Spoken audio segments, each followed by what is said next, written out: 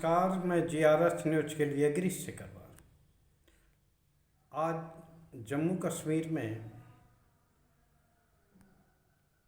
चुनावी रैलियों के जरिए राहुल गांधी ने अपना चुनावी एजेंडा सेट कर दिया है। जम्मू कश्मीर को फिर से पूर्ण राज्य का दर्जा दिलवाने व नफरत के खिलाफ मोहब्बत की दुकान खोले जाने की घोषणा के साथ ही राहुल गांधी ने अपने चुनावी अभियान का रामबन से श्री गणेश किया। आज जम्मू कश्मीर में राहुल गांधी की दो रैलियां थी। पहली रैली रामबन में और दूसरी अनंतनाग में।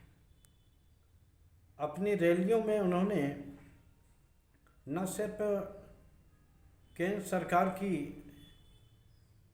योजनाओं और उनके जो काम करने के तौर तरीके हैं उसको लेकर सरकार को कटघरे में खड़ा किया।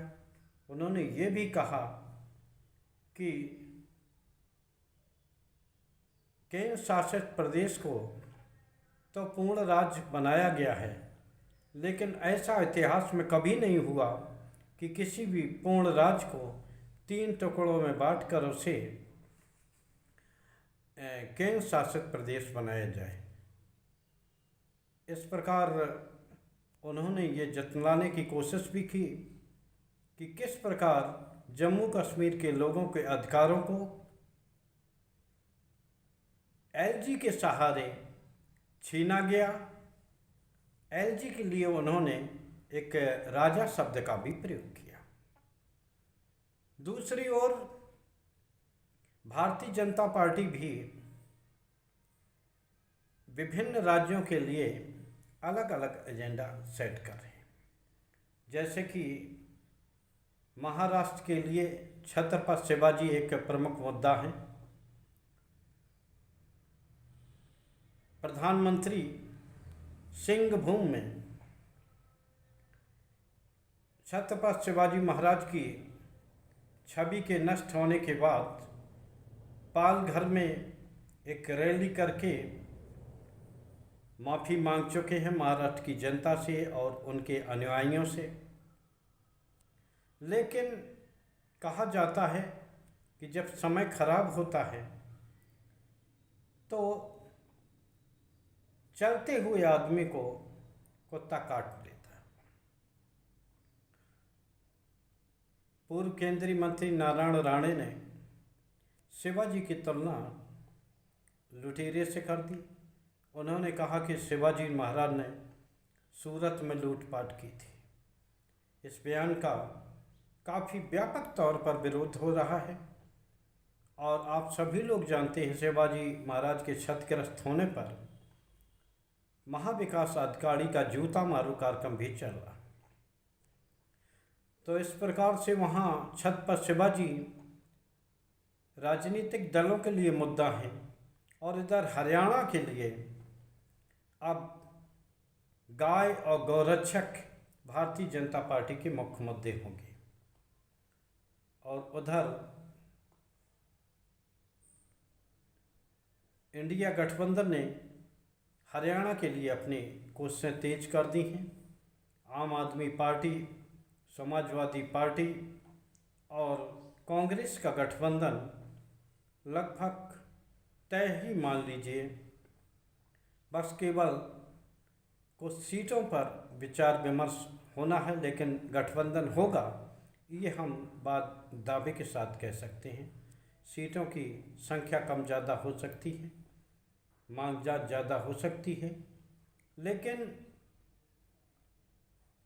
इंडिया गठबंधन ही इन 2 राज्यों में चुनाव फेस करने जा रहा है। अब यहाँ ये सवाल उठता है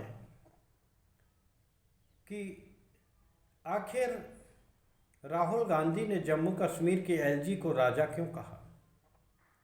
संभवतः उनके मन में राष्ट्रपति द्वारा दिल्ली के एलजी विजय सक्सेना को अधिकार बढ़ाए जाने को लेकर उनके दिमाग में बात रही होगी, जिसमें कि उनके अधिकारों को बढ़ाया गया है। आप सभी लोग जानते हैं किस प्रकार चुनी हुई सरकार को जब माननीय उच्चतम न्यायालय के संविधान पीठ ने अधिकार दिए तो किस प्रकार बहुमत के बल पर दिल्ली की जनता के और वहाँ की सरकार को अधिकार विहीन किया गया। तो इसीलिए उन्होंने जो केंद्र शासित प्रदेश हैं जो कि सीधे दिल्ली के जरिए ही गवर्न होते हैं, संभवतः राहुल गांधी ने इसीलिए वो प्रयोग किया होगा। इधर हरियाणा में गौ तस्कर की आड़ लेकर एक स्कूली ब्राह्मण युवक को तथाकथित गौरक्षकों ने मार डाला। हालांकि पांचों आरोपी गिरफ्त में हैं और जेल भेजे गए हैं। लेकिन यहाँ ये सवाल होता है कि आखिर हरियाणा में गौरक्षा के नाम पर किसी को भी मार देने की छूट, या आप या कह दीजिए कि इतनी ताकत गौरक्षकों में आती कहाँ से है। अभी कुछ दिनों पूर्व चरखी दादरी में पश्चिम बंगाल के मूल निवासी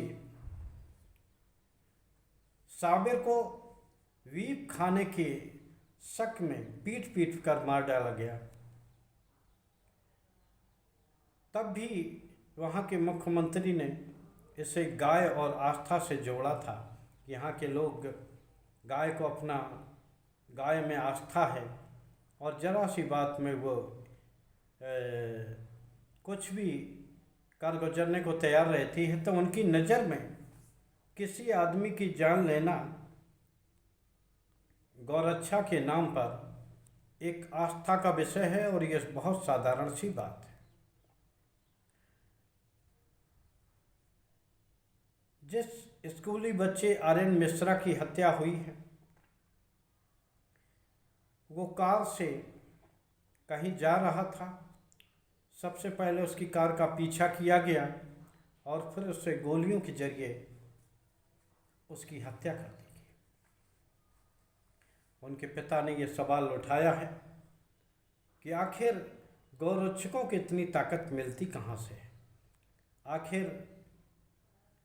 किसने उन्हें इतनी छूट दी कि वो किसी की भी हत्या कर दें।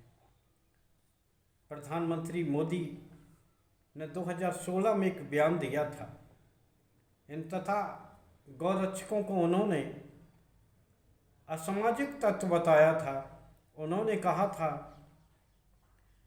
कि ये लोग गौरक्षा के नाम पर अपनी दुकानें खोलकर बैठे हैं। दिन के उजाले में ये गौरक्षक रहते हैं और रात में ये